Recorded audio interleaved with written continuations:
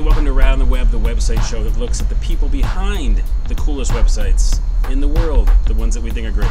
Today we're looking at Dan Hsu from bitmob.com. Like, what was the first thing that you did to get into the video game world? Man, a lot of good things happened to me to make that all work. So I was getting out of college, right? I didn't know what I wanted to do. I was kind of aimless.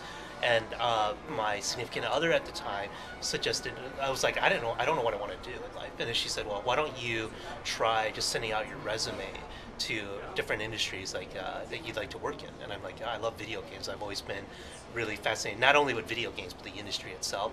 So I sent my resume to like 30 different companies, just kind of span them, just to see how it would go.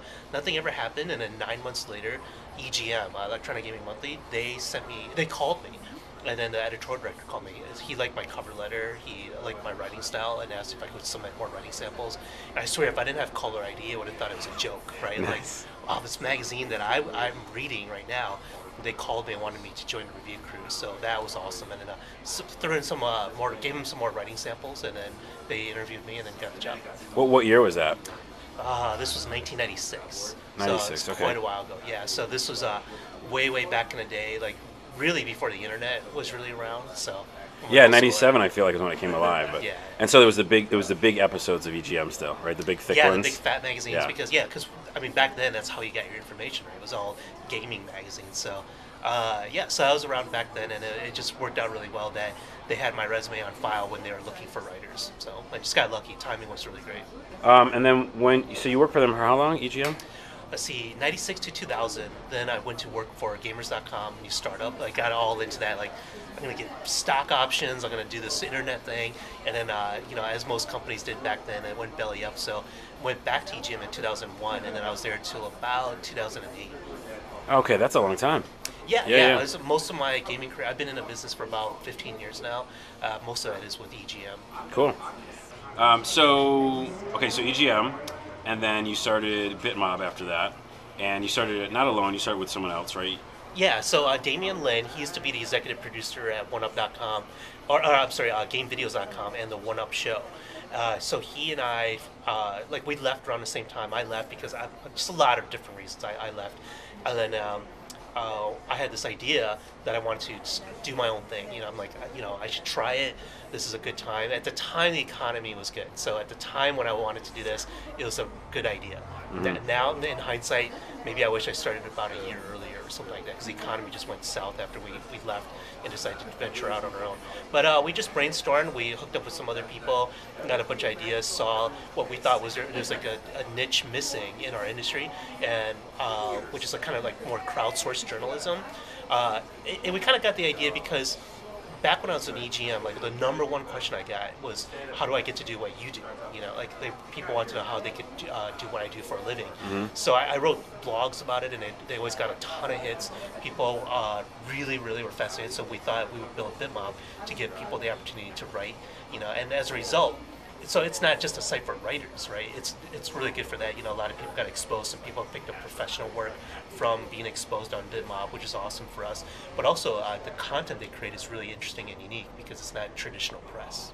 Speaking of that, it's a good segue. So when you were building this, you were hoping a lot of users would use it and you get some good content. I know that you have to curate some of the content that you get to get it onto the homepage or whatever. Are you happy with the kind of the turnout of how many people have submitted stuff, and has that gone up? Has that gone down? Or how do you feel about the content that's coming in? Way better than we expected. So.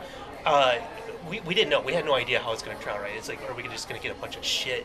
And then we're like, how do we handle all this? But then, so the idea is to appear on the front page of BitMob, we have to like your story, and we'll edit it first before we put it on the front page. We vet it, fact check it, clean up the grammar, vocabulary, all that stuff. Are there any that you don't edit and you just go straight through? Does some make it like that? Or? Rarely, because even the best writers need some editing. I need some editing. Yeah, I need editing. Yeah, I get it. So I'm not. I didn't mean to say that. I didn't mean to word that as like I'm one of the best writers and I need. No. We all need editing. Yeah, everyone needs editing.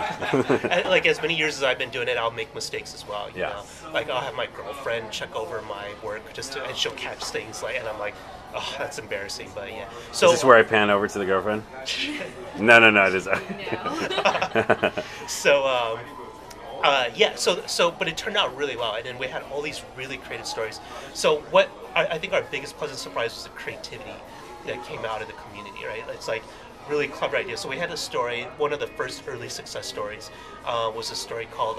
The headline was something about the highest arcade in the world, and it was about this guy who took a trip to, I believe it was the Himalayas. Oh right, yeah. So maybe you remember the story. Yeah. So he wrote about this little kid who rented out his Dreamcast to tourists and visitors, and then way up in the mountains, and he just told this story about it, and it got picked up by bigger websites like Kotaku and such, and so that took off for us. That was really cool. Our number one story of all time is actually written by a community member. So we always think this is funny because we have guys that used to work at EGM and OneUp.com and GameSpot and all these places working for us, but a community member wrote our highest traffic story, which is about his four-year-old son playing Grand Theft Auto San Andreas. And it wasn't like what we all think, right? Like the kids killing prostitutes and murdering cops and all that kind of stuff. He actually obeyed traffic signals. He did all the police and ambulance and fire truck missions, all the good things he could do. He played it very wholesomely, and it's just an interesting look into how a little kid's mind works, and that games don't necessarily corrupt youth. Right. So that was a cool story. That's cool. So what hurdles have you went through, like when it comes to the actual website, like whether it getting funding or you're doing all this yourself, right? Like you guys are don't have any round of funding. You're kind of just making it happen. So what would be the biggest hurdle now, or that you've had, or that you see going forward to like get to where you want to be with the company? You know what I mean? Definitely, exactly what you just said. It's looking for funding, especially in this economy. So what we learned a lot, right? Obviously, because in the beginning we thought we were like asking investors, like, well, we need about 1.6 million dollars to do this, and then people like the idea. They like our business plan because there's a lot to BitMob that you haven't seen yet. That it's all like in our business plan and ready to go as soon as we get some money. But they're like, they're like, well, go out and prove yourself first. It's not an invention, it's not new technology, it's a content site. So go and do it first. So we're at the point now where we realize, okay, first of all, we don't need that much money. We learned a lot about how to build a site, how to do things, what bodies we need to hire, and now we're like trying to seek out closer to $250,000 instead of 1.6 million. Right. Much more reasonable, much easier. But probably the biggest hurdle for us is just we're not. Sorry, I'm not a business guy, right? I'm not like, oh, I have all these connections, all these rich people that I know that I could go reach out and grab money from. Like I'm a creative content guy. I'm helping build the website with my team. But the challenge is to find that money. Yeah, we put our own money into it, but ideally we would like some funding to build more of the technology on the website side and hire the people to help us create everything we need to create. Yeah. Well, you segued into a couple of things, but I'll touch base on one thing first. It's funny how you said and I did this similarly with my own production company. You have to do it first, and then you realize, oh, this is what I need. In the beginning, you're like, we probably need this much, and this is, you have this huge list of things you want to do. Yeah. And you're like, wait a minute, okay, these things worked. These things people liked, and now this is what we need money for to do. So it's interesting how the money kind of goes down a little bit when you do it like that. The second thing you mentioned is future stuff, right? So I was going to one of my last questions is what if you can let us in on maybe one of the things that is exciting that you really want to do that you don't either have the bandwidth to do yet or that's coming, that kind of thing.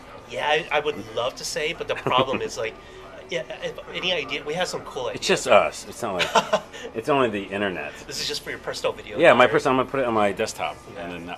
Anyway. Yeah, we have some cool ideas that we think like. The problem is like a bigger media company, if they like get wind of this, they have developers, they have money, they have funding, they could say, oh, let's do this kind of stuff. So, but definitely we have some cool ideas that we would love to build. We just need to hire like a developer, we need to hire a sales guys to do like stuff that I can't do myself.